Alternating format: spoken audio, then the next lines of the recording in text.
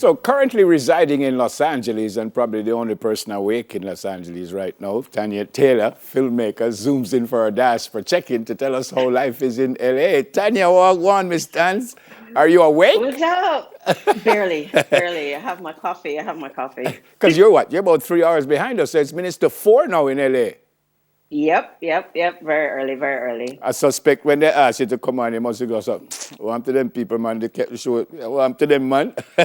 Good to see you. Yes. Good to see you too. Oh my God, it's been so long. The Yeah. last time I think I saw you was on a set. We were doing a commercial for KFC, right? I was just telling someone in studio about your eye for detail because I remember how Thank you. mad you got because something wasn't right and no one else picked it up but you. Just great to see you. But when did you leave us? Why did you leave us?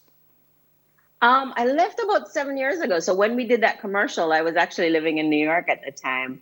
Um, I left because I wanted to do a little bit more. I wanted to spread our culture a little bit more, and I wanted to learn a little bit more.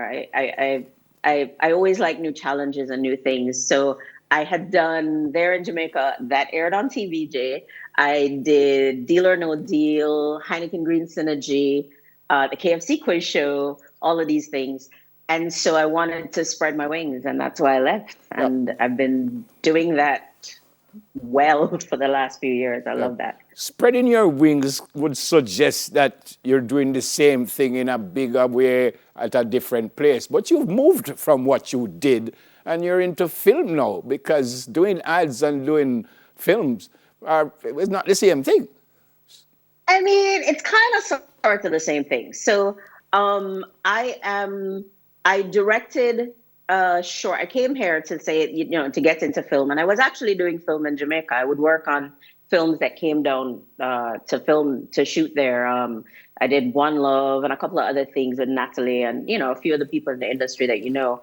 But yeah, I did a short film uh, after I moved here to kind of like stretch my directing muscles because I've been directing there, but I wanted to do more dramatic pieces.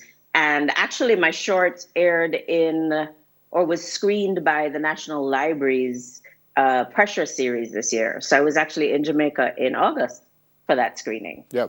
Uh, Um, you're but a in the meantime, I'm actually still working in television.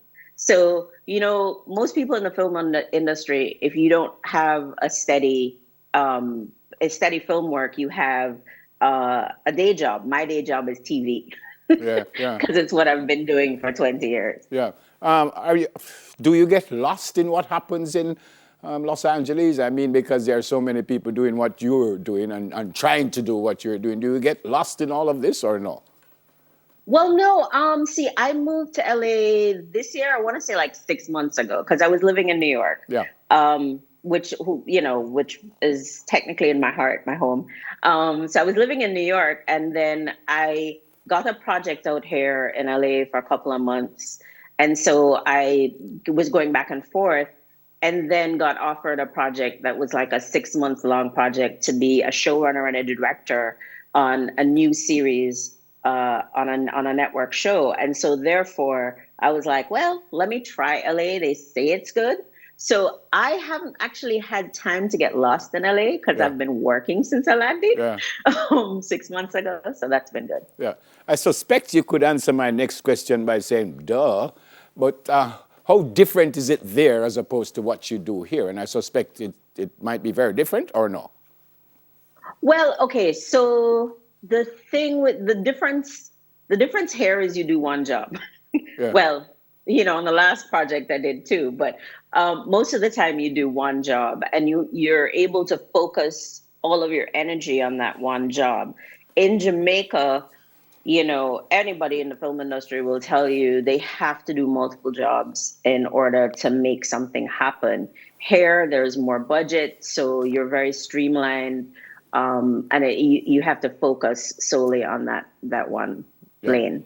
In preparing for this, I'm reading that you involved in a series that just started to run. So tell me about that and tell me exactly what you're up to as we speak. Well, just wrapped that series, which means I took it from development right into post production. And whereas in Jamaica, development to post production is like probably like a month, here it was like 7 6 7 months. So we're talking about everything from casting right back to sitting through post and going through it. I kid you not. What is it like?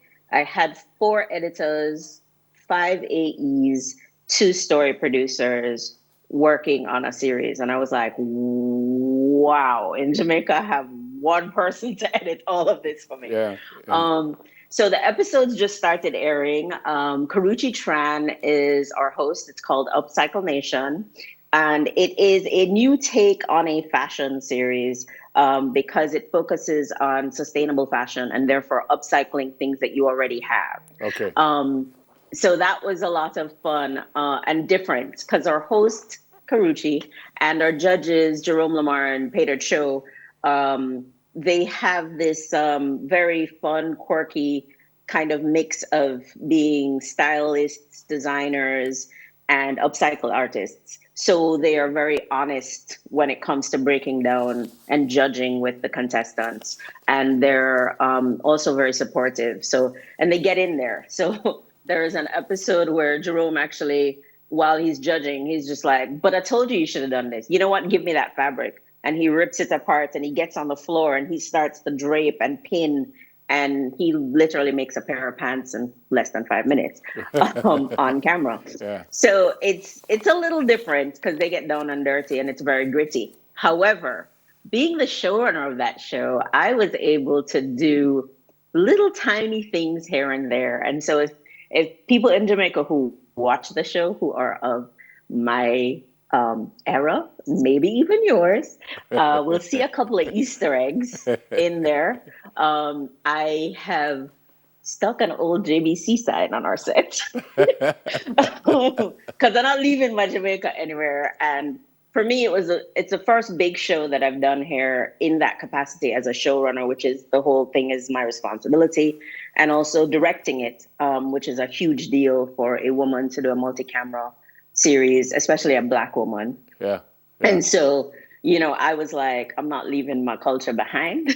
All So right. I've thrown in here and there a couple of little Yeah. Jamaican Easter eggs. Fantastic. We have to go, but a quick answer for this one is the desire to be. I'm watching TV, this big movie, and see your name in the credits. Is that the desire or no? The desire is to keep going and to get more Jamaican culture out there, to make it more mainstream, also to tell more stories that are culturally relevant, to see more people like me, to hear more about people like me on camera. Because when I was growing up watching that JVC, unfortunately, we didn't have that. Yeah. So that's kind of my mission, behind and in front of the camera, to see more of me. Fantastic to see you. Go back and get some more sleep. All right? Thank you. Yeah, man. Anybody you want to say hi to quickly?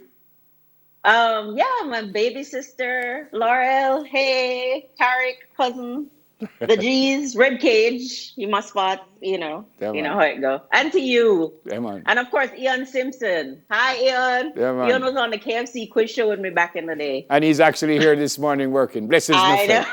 Blessings, my friend. God bless you and the family. Look after yourself. All right, take it easy. They say multi-hyphenate filmmaker Tanya Taylor. By the way, still to come, we talk about corporate social responsibility. Please stay with us. Soon come.